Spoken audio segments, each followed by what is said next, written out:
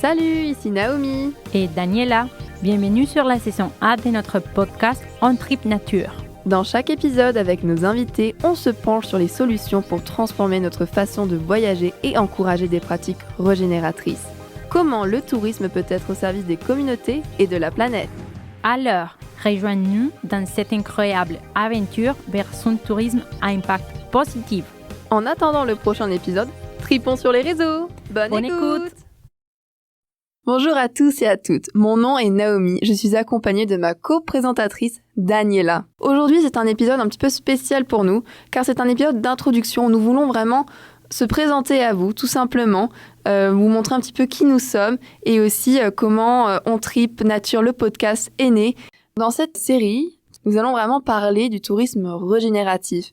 Donc d'après les définitions que nous avons lues avec Daniela, c'est un tourisme qui vise à ce que le visiteur laisse la destination dans un meilleur état qu'à son départ, que lors de son arrivée. C'est une définition assez vague et c'est pourquoi nous avons vraiment eu l'idée de créer ce podcast afin que ça soit une plateforme de découverte collective où nous apprenons ensemble qu'est-ce que le tourisme régénératif, comment il peut être mis en pratique, et c'est vraiment à travers des conversations stimulantes, instructives et inspirantes avec des acteurs engagés de l'industrie touristique que nous allons éveiller les consciences et comprendre ensemble ce que le tourisme régénératif signifie, mais aussi de voir surtout comment il peut être mis en pratique.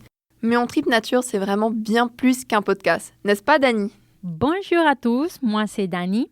Comme disait Naomi, on a créé le podcast On Trip Nature pour arriver à notre grand rêve, qui est de créer des expériences régénératrices ici au Québec. Et dire que tout ça, il a commencé grâce à une course à HEC. N'est-ce pas, Naomi? Ce qui est drôle d'ailleurs, c'est qu'on n'était même pas sûr de rester dans ce cours. Je me dis, on serait vraiment passé à côté de quelque chose. Hein. C'est vrai. Mais c'est bien qu'on a finalement décidé d'y rester parce que c'est là où on a développé tous les projets d'On Trip Nature. Moi, à ce moment-là, je faisais mes études en développement durable et management. Et toi, Dani, tu faisais? En innovation et entrepreneuriat. Est-ce que tu peux nous raconter un peu pourquoi tu es arrivé à réfléchir plus en tourisme? J'aimerais qu'on revienne avec des expériences qu'on a vécues dans notre vie. C'est vrai qu'il faut savoir que quand tu fais du coup un projet en entrepreneuriat social ou qui a une vocation autre que le profit, eh bien c'est souvent lié aussi avec nos expériences personnelles. Et ça a été le cas avec Daniela et moi. Il faut savoir que toutes les deux, on est issus de l'industrie touristique. Et je trouve que c'est là où on a trouvé un lien parce qu'il n'y a pas beaucoup de personnes qui connaissent vraiment profondeur du tourisme là et qu'on a commencé à justement parler de ça et on a connecté. Oui, on a connecté tout de suite. Exact. Et du coup, pour revenir justement à un des exemples, par exemple, ça a été au tout début de ma jeune carrière, si on peut dire, où j'ai commencé à faire mon premier stage dans un grand hôtel de luxe parisien. Je me suis retrouvée au salon VIP, donc c'était un salon où les clients pouvaient avoir un espace plus privilégié et un accueil plus personnalisé.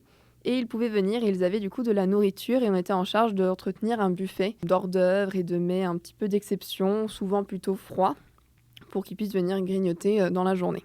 Dans ce bel hôtel, malheureusement, c'est que j'ai découvert, tristement, qu'à la fin de la journée, une fois que les heures de repas étaient finies et qu'on devait fermer le buffet, eh bien, tout ce que je voyais, toute cette belle nourriture, devait aller à la poubelle. J'avoue que ça a été un petit peu un premier choc pour moi, surtout venant d'une éducation où on me disait qu'il ne faut pas jouer avec la nourriture, il faut toujours finir son assiette, que j'étais même forcée, et des fois de rester à table jusqu'à que je finisse et que je n'avais pas le droit de partir, qu'il fallait pas que j'aille les yeux plus gros que le ventre. Et ça a été un petit peu un choc de culture, si on veut.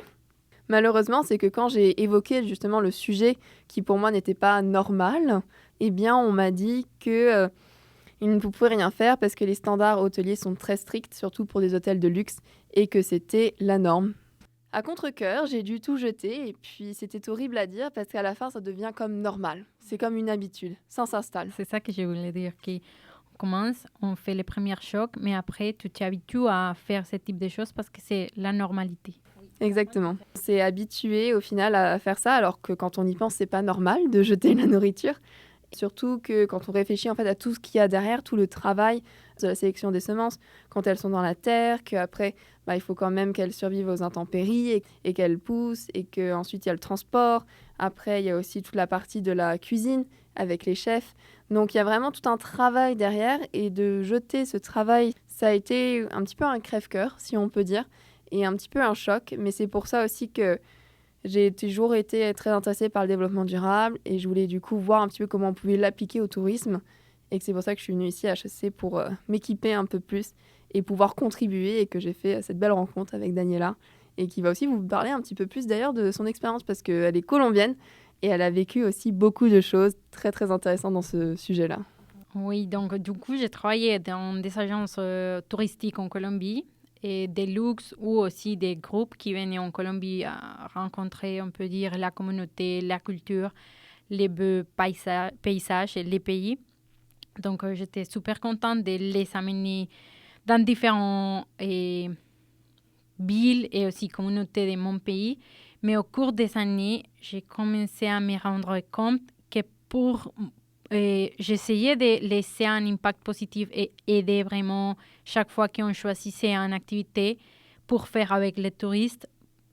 J'essayais d'amener des expériences communautaires. Et c'est là où je me suis rendu compte que si on faisait des activités, par exemple, avec les indigènes ou les aborigènes en Colombie, c'était plutôt en vitrine. Donc, on allait là, on rencontrait un peu les personnes et on connaissait un peu où est-ce qu'ils vivent, pourquoi ils vivent comme ça. On écoutait un peu leurs pratiques, leur culture. Mais à la fin, tant les voyageurs qui partaient, tant la communauté qui restait, c'était la même chose, chaque année. Il n'y avait pas un vrai échange ou une vraie conversation, une vraie interaction au final. Au final, c'est ça. Il n'y avait pas un échange qui ne permettait pas vraiment de développer un lien plus fort. De transformer, si on veut, quelque part le voyageur, et de contribuer à préserver la communauté, ou même à la faire florir, ou à la faire grandir en soi. Exactement. Donc, c'est là où j'ai décidé justement de venir à HEC Montréal et trouver des autres idées pour être un entrepreneur, où on pourra justement aider au changement ou créer un impact positif pour la nature et aussi les écosystèmes et aussi la communauté. Je pense que aussi le COVID, il nous a touché beaucoup à nous deux. Cependant, je trouve que c'était aussi un moment pour faire des réflexions profondes pour nous-mêmes, aussi pour l'industrie, et on trouve qu'on arrive dans les moments, on peut dire, parfaits pour aider à reconstruire, à réinventer la façon comment on connaît les voyages. Ou même au final, quand on regardait un petit peu l'histoire, à peut-être l'ancrer sur des bases qui étaient l'essence même du voyage, la rencontre de l'autre, le partage et vraiment les interactions qui ont du sens. Et malgré tout, on a quand même décidé de rester ici au Québec parce qu'on trouve que c'est un magnifique terrain de jeu pour explorer en fait le tourisme régénératif. Et c'est aussi où là, Daniela et moi, on se voit grandir et on veut justement contribuer positivement dans l'écosystème dans lequel on se trouve. Donc le Québec à l'heure actuelle. Pour le moment, c'est vraiment reconnaître le rôle du Québec dans ce mouvement du tourisme régénératif et voir un petit peu comment il peut s'exprimer ici également. Étant donné que notre podcast est vraiment une plateforme collaborative et que c'est vraiment un endroit d'échange, d'ouverture de discussion, n'hésitez pas à interagir avec nous. On veut vous entendre. Si jamais vous aurez des contacts ou des personnes intéressées ou qui travaillent déjà dans le tourisme régénératif ou des pratiques régénératives dans des autres secteurs et qui aimeraient être avec nous, pour nous contacter, retrouvez-nous sur les réseaux. Notre email dans la page web, c'est info@ontripnature.com et aussi sur LinkedIn, Daniela ou Naomi ou encore Ontripnature. Merci beaucoup pour votre écoute. J'espère que cet épisode vous aura amené des réflexions et aussi des solutions, qu'il vous aura inspiré à opter pour un tourisme régénératif. Si toi aussi tu veux changer les codes du tourisme, soutiens-nous. C'est très facile. Tu peux laisser une note positive sur notre podcast et le partager à ton réseau. En attendant le prochain épisode, tripons sur les réseaux. Merci et à tantôt.